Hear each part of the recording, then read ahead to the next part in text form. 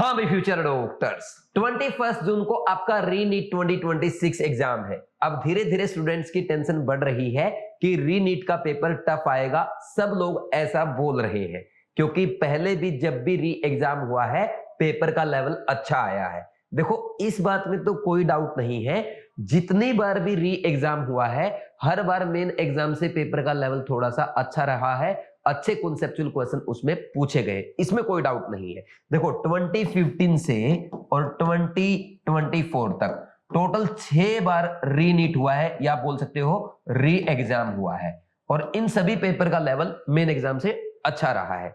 लेकिन कितना अच्छा लेवल रहा है, किस टाइप के क्वेश्चन रीनीट में पूछे जाते हैं, सबसे बड़ी टेंशन स्टूडेंट की ये है और यही टेंशन आज मैं आपकी दूर करने आया हूं क्योंकि आज मैं आपको पिछले 6 सालों के 2015 से 2024 तक जितने भी री एग्जाम हुए हैं सारे पेपर प्रोवाइड करने जा रहा हूं ताकि आप खुद से एनालिसिस कर सके कि री एग्जाम में कितने एमसीक्यू पूछे जाते हैं, कितने मैच द कॉलम के क्वेश्चन आते हैं, स्टेटमेंट वाले क्वेश्चन, असर्शन रीजन, पेपर कितना एनसीईआरटी बेस्ड रहता है। आप खुद एनालिसिस कर सके और प्रैक्टिस भी कर सके क्योंकि देखो हर साल कुछ ना कुछ क्वेश्चन तो आपको पता ही है प्रीवियस ईयर के रिपीट होते हैं, तो रिपीटेड क्वेश्चन भी मिल जाएंगे, आपके पेपर का एनालिसिस भी हो जाएगा, प्रैक्टिस भी हो जाएगी और आपको एग्जाम से पहले लेवल भी पता चल जाएगा। ठीक, तो देखो सबसे पहले ये एग्जाम की पीडीएफ मैंने आपके लिए रेडी की है, सभी री एग्जाम की, री आईपीएमटी 2015, री नीट मणिपुर 2023, नीट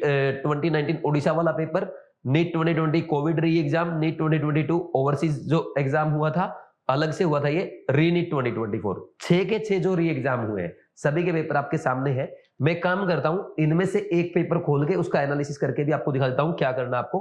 जैसे इसमें हम री नीट 2023 वाला ओपन करते हैं, ये देखो फिजिक्स का पेपर है। सबसे पहले आप खुद एनालिसिस करना कि किस टाइप के क्वेश्चन इसमें आते हैं। ये आप देख सकते हैं सिंपल एमसीक्यू आपके सामने है, सोल्व करके आपको इनका लेवल पता चल जाएगा। यहाँ पे डायग्राम वाला क्वेश्चन आ गया, ये आपका एक कैपेसिटर का क्वेश्चन आ गया। नेक्स्ट उसके बाद ये लॉजिक गेट का क्वेश्चन यहाँ पे आ गया है। ग्राफ के क्वेश्चन भी री एग्जाम में आए हैं लेकिन अभी तक आपको कोई स्टेटमेंट या असर्शन रीजन वाला क्वेश्चन नजर नहीं आया है। ये फिर से एक कैपेसिटर का और आ गया। नेक्स्ट ये थर्मो का ग्राफ आ गया, फिर ये आपके एक और ग्राफ वाला क्वेश्चन है, इधर करंट इलेक्ट्रिसिटी का क्वेश्चन है। ठीक, नेक्स्ट उसके बाद आप आगे बढ़ेंगे, यहाँ पे भी आपका करंट इलेक्ट्रिसिटी का क्वेश्चन आ गया है। नेक्स्ट इसके बाद और ये डायग्राम का क्वेश्चन। फिजिक्स में एक भी ना तो मैच द कॉलम है और ना ही असर्शन रीजन है, ना ही स्टेटमेंट वाला क्वेश्चन है। अब नेक्स्ट बात करते हैं केमिस्ट्री की। केमिस्ट्री में अगर आप एनालिसिस करेंगे, ये पेपर देखो इजी क्वेश्चन है। पहला तो आईयूपीएसी नेम का ज्योमेट्रिकल आइसोमेरिज्म पूछ रखा, कौन शो करेगा, इजी जी से क्वेश्चन, ये भी इजी क्वेश्चन है। ये केमिकल काइनेटिक्स का very easy question, isoelectronic species पूछा है, बहुत आसान क्वेश्चन है। ठीक, यहाँ पे देखो ये सारे आसान क्वेश्चन नजर आ रहे हैं ना, कोई दम नहीं इन क्वेश्चन में, तो सीधे सीधे फर्स्ट अटेम्प्ट के क्वेश्चन आपके सामने सारे। ये थोड़ा सा सीक्वेंशियल क्वेश्चन पूछ दिया, रिएक्शन का सीक्वेंस दे रखा है।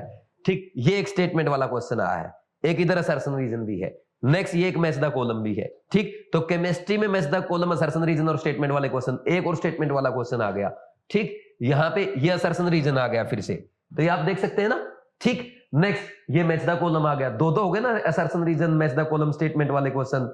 ठीक, अब नेक्स्ट इसके बाद आपका सेक्शन बी में आ गए हैं। सेक्शन बी में अगर हम बात करें, अच्छा वो क्वेश्चन नजर, अच्छा एक ये भी आ गया जिसमें 4-5 स्टेटमेंट दी होती है।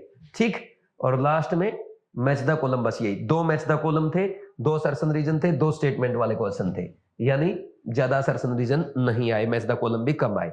फिर इसके बाद देखो ये बायोलॉजी में पहला ही मैच द कॉलम है।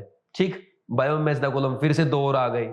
ठीक, एक और मैच द कॉलम है, एक स्टेटमेंट वाला क्वेश्चन भी गया, ये मैच द कॉलम आ गया। ये लंबी स्टेटमेंट, 5-5 स्टेटमेंट वाले क्वेश्चन आ गए। ठीक, और बीच में देख सकते हो आप ये सिंगल एक वर्ड वाले क्वेश्चन भी है जो देखते ही हो जाएंगे। मैच द कॉलम आ गया, असर्शन रीजन नजर नहीं आ रहा यार, 2 मैच द कॉलम फिर आ गए एक साथ। ये आगे 4-5 consider the following plant tissues, क्या करना है इनको, आइडेंटिफाई द लेटरल, ये मेरिस्टेम्स अमंग द बो, ये 4-5 उस टाइप का आ गया। ये 4-5 स्टेटमेंट आ गई है ना। फिर एक स्टेटमेंट वाला, ये भी स्टेटमेंट वाला क्वेश्चन, असर्शन रीजन नजर नहीं आ रहा, असर्शन रीजन नजर नहीं आ रहा, ये मैच द कॉलम का क्वेश्चन है। ठीक, फिर मैच द कॉलम आ गया, फिर मैच द कॉलम आ गया, फिर स्टेटमेंट वाला क्वेश्चन। असर्शन रीजन मैं स्किप कर गया या है ही नहीं इसमें, ये स्टेटमेंट वाला क्वेश्चन है। ठीक, मैच द कॉलम आ गए फिर से आपके, फिर से मैच द कॉलम है, ये असर्शन रीजन आ गया, मतलब असर्शन रीजन है लेकिन कम है, ये मैच द कॉलम है यहाँ पे। ठीक, नेक्स्ट काफी सारी स्टेटमेंट वाले आ गए, फिर ये दो स्टेटमेंट 1 और 2 वाला क्वेश्चन आ गया, दो मैच द कॉलम फिर से आ गए, यानी भरे बड़े मैच द कॉलम और स्टेटमेंट वाले क्वेश्चन, ये स्टेटमेंट वाला क्वेश्चन है, ये मैच द कॉलम है। ठीक, तो ऐसे और ये लंबी लंबी स्टेटमेंट वाले भी काफी क्वेश्चन आए हैं, यानी मुझे ऐसा लग रहा है कि बायो लेंथी है। ठीक, स्टेटमेंट वाले क्वेश्चन एक और असर्शन रीजन आया है, भले ही असर्शन रीजन कम है, स्टेटमेंट वाले क्वेश्चन ज्यादा है, मैच द कॉलम को ज्यादा है, और जो जिनमें 4-4 5-5 स्टेटमेंट दी होती है वो भी ज्यादा है। और केमिस्ट्री में असर्शन रीजन दो ही थे, दो स्टेटमेंट वाले क्वेश्चन थे और 2-3 आपके मैच द कॉलम थे। फिजिक्स में कोई असर्शन रीजन स्टेटमेंट वाला मैच द कॉलम क्वेश्चन नहीं था, यानी ओवरऑल पेपर थोड़ा सा एग्जामिनर री एग्जाम में लेंथी बनाने की कोशिश करता है। तो अब जैसे ये तो मैंने आपको एक पेपर दिखा, तो ये 6 के 6 पेपर आप खुद से कर सकते हैं, ये 6 के 6 पेपर मैं आपको प्रोवाइड कर रहा हूं। ठीक, कहां मिलेंगे पहले वो बता देता हूं, फिर आगे बात करेंगे। ये सारे पेपर मिलेंगे आपको बीवाइज क्लासेस के टेलीग्राम चैनल में, जिसका लिंक डिस्क्रिप्शन में दिया गया है। सारे पेपर एक साथ मिल जाएंगे, आपको डाउनलोड करने हैं, प्रिंट निकालने हैं, और एक बात का ध्यान रखना है, देखो 2024 में तो आपका सिलेबस रिड्यूस हो गया था, वो तो रिड्यूस सिलेबस वाला पेपर है, लेकिन उससे पहले के जितने भी है 2015 से 2023 तक के, वो 5 के 5 पेपर आपके फुल सिलेबस से है। तो उनमें अगर आपको कोई डिलीटेड टॉपिक जैसे पॉलीमर हो गया, केमिस्ट्री एवरीडे लाइफ है, मेटलर्जी है, या गैसीय स्टेट का क्वेश्चन नजर आता है, ऐसा क्वेश्चन नजर आता है जो आपने पहले नहीं पढ़ा था, उसको स्किप कर देना, उसकी टेंशन मत लेना। बाकी 6 के 6 पेपर सोल्व करके देख लो, बहुत सारे क्वेश्चन तो आपको इनमें से एज इट इज मिल जाएंगे। और बाकी पैटर्न जो होगा ना, जब आपने 6 री एग्जाम कर लिए तो उससे नया बनाएगा क्या एग्जामिनर, ये भी तो सोचो। तो अगर आप ये 6 के 6 पेपर अच्छे से कर जाते हो तो आपकी सारी टेंशन खत्म। अब देखो मैंने आपकी हेल्प की है, आप ये बताना बीवाइज क्लासेस का ये काम आपको कमेंट सेक्शन में कैसा लगा, आपके लिए अच्छा था या नहीं था, यस और नो, बस इतना बता देना। और बाकी मैं और आपकी क्या हेल्प कर सकता हूं वो भी कमेंट सेक्शन में लिख देना, क्या मैं इन पेपर का एनालिसिस करके कोई और हेल्प आपकी करूं, वो आप बता सकते हैं। और खुद मुझे बताना पेपर का एनालिसिस करके कि एनसीईआरटी बेस्ड है या नहीं है। देखो मैंने तो आप चेक कर ही लिया है, एनसीईआरटी बेस्ड है, बाकी एक बार आप भी चेक करना कि पेपर कैसे है। ठीक है भाई, thank you very much, God bless you.